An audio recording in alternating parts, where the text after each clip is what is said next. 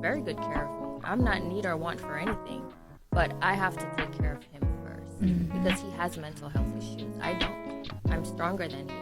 I went through tons of stuff with him, and I'm not going to go through all of that now just because I don't deal with him. I've never advertised anything. People never knew about none of that stuff. Yo, face! Show your face, please, with sugar on top!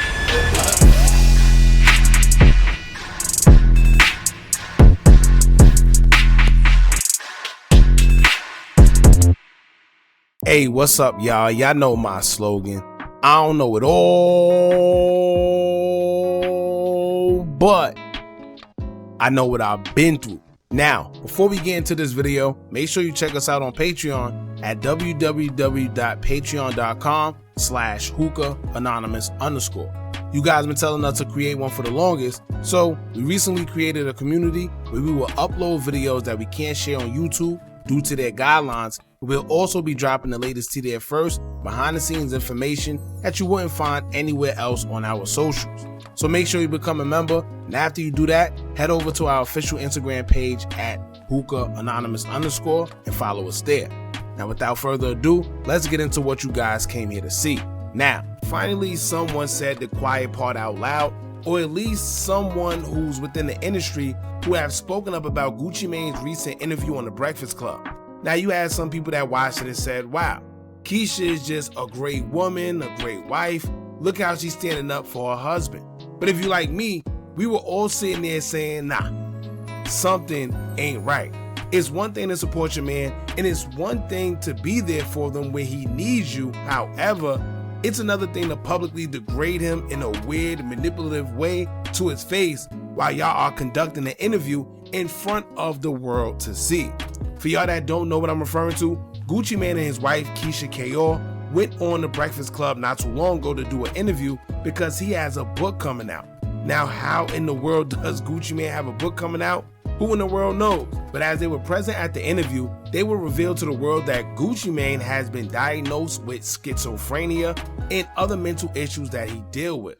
So of course that was in the book, I'm assuming. Therefore, it will be a topic of discussion up there, especially being that Charlamagne the God has always been a huge advocate of mental health. Now, it's not that Keyshia mentioned it, because of course it's in the book.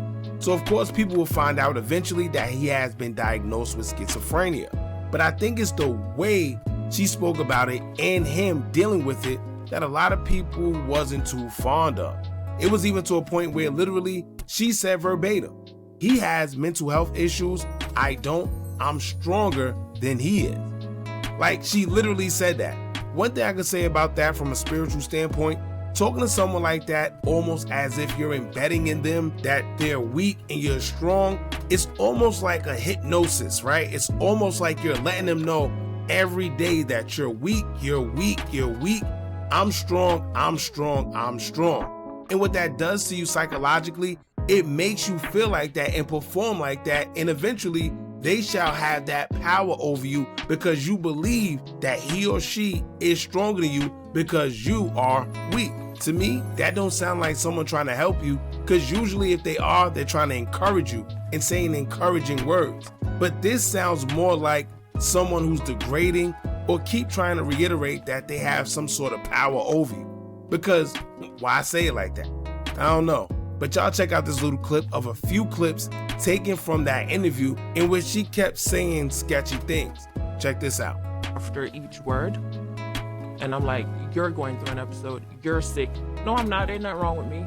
Why do you think that? You're not speaking to me. Well, there's nothing to talk about. I said, well, that's not how you speak to your wife. And I'm like, you're sick. And we snap out of it right then. Wow. So I said, Gucci, you just have to accept that you're not well and fix it. Just accept it. I said, people take Tylenol every day. Just take your medication every day. You'll be fine. Just accept that you're sick.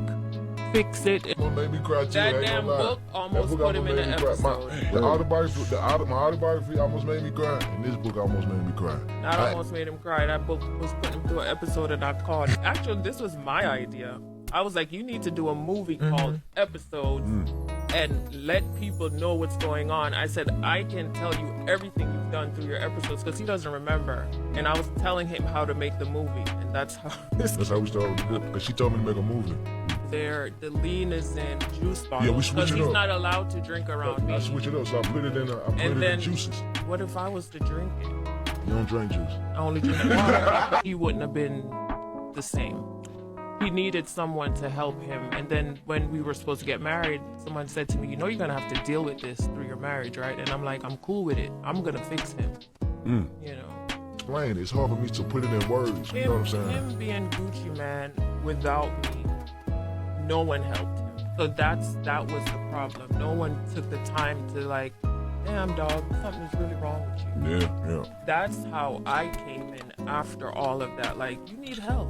Let's fix And I'm this. telling He's very dangerous. So y'all listen, please leave him alone. Because the Mad Max is still in the head. Yeah, to deal with those of us with mental health issues, don't tell It's their harder. stories enough. I think it's harder being me than him going through an episode. Husband takes very good care of me. I'm not in need or want for anything, but I have to take care of him first because he has mental health issues. I don't. I'm stronger than he is. Now, honestly, if you ask me, that ain't the same Gucci we know from back in the days, because the old Gucci man would have no women on the planet talking to him like that. But however, that's a whole different story. But it just can't be me, because one user will also state, quote, I don't know who the F this new Gucci man is, but please give us the original back. Now, many people listening also felt like Keyshia went a little too far, as they would express the same opinions on posts showing clips of the interview. One user would state, quote, y'all think this some regular ish? Ain't ish about this regular. She been doing something to that man. He under some type of spell. This ain't love. This controlling and manipulation. Another user would state, quote, sounding like a handler, laughing emoji, bro in a sunken place. Now another person under that will state that it's giving get out vibes underneath that reply. Now whether you agree with it or not, you have people on the fence about it, where you even have some saying that two things can be right at the same time. However, a person who would openly express how she feels about it, who was once close to Gucci Mane himself and managed him, is Waka Flocka's mother, Deb Antney. Many may not know too much of her because Deb is a real behind the scenes type of person. She's done interviews, but she doesn't do too much, and she's known for her no-nonsense attitude. In the early to mid-2000s, Deb was responsible for everything in regards to Gucci Mane and also managed the likes of Nicki Minaj and French Montana earlier in their career. Due to her differences with Gucci Mane, she was no longer his manager, but she claims to have known of this condition that he has, but decided to never expose it to the world, no matter how much they weren't cool with each other. So after seeing the interview with The Breakfast Club and Gucci Mane's wife, she would go off and explain why she disagreed with what Keyshia Cayor did, exposing that Gucci Mane has been battling schizophrenia. Y'all check this out. I went through tons of stuff with him, and I'm not going to go through all of that now just because I don't deal with him. I've never advertised anything. People never knew about none of that stuff. And I placed him in hospitals. I've done various things, and nobody ever knew nothing about it. And when she sat there and said, oh, she wished that people would bring him up, well, talk about me, because you wouldn't have him if it wasn't for me. And that pissed me off when I seen that. My son always talk about Gucci, and Waka didn't come out when Gucci was on the stage. Waka was Gucci's hitter. It wasn't about him doing music with Gucci. That didn't happen. He didn't put French Montana out. He didn't put Nicki out. I put Nicki on that stage. He never wanted her on the stage. That's and really he didn't do nothing with French. He robbed French. I'm tired of them taking away what I did. I got boxes and boxes of paperwork anytime they want to try me. Yeah. You know he was. Did you see the Breakfast Club interview with like Gucci and Keyshia? Oh, God.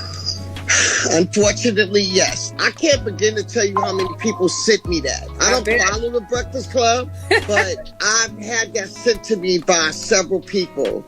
That's not the Bradrick that I know. It just did not seem like him. In a million years, you wouldn't get to make me believe that either he wasn't drugged up or something wasn't going on with him there. I don't feel like she should have came out nationally saying the stuff that she said about her husband. I don't think that that's for the world. That like sounds like somebody that wants attention and that threw her husband out on the chopping block. I don't care what anybody say. This ain't about them worrying about no damn mental health. This is worrying about people trying to be on top. Yeah. Now I agree with Deb because I'm sure Gucci Mane himself wouldn't have wanted his business to get out there like that for many reasons. For one, it's a personal matter, but for two, there's people who would prejudge you and not want to do any business with you because they might fear you due to the condition that you have. Meanwhile, Gucci has always had this reputation of being kind of crazy. So with this, on top of that, it kind of don't mix. Now, some may not have agreed with Deb, as one user underneath the Gossip City post would state, quote, he's selling a book about his mental health, which means he and his village should talk about what? His mental health. Meanwhile, another user would state, quote, I literally said this. I would never air my husband out the way Keyshia did.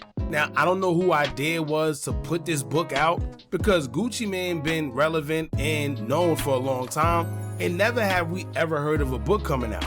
Maybe this was orchestrated by his wife and she decided to put this out there for monetary gain, or maybe he did want to put it out. Who knows? But I think at this point, everybody isn't talking about the fact that he has mental issues.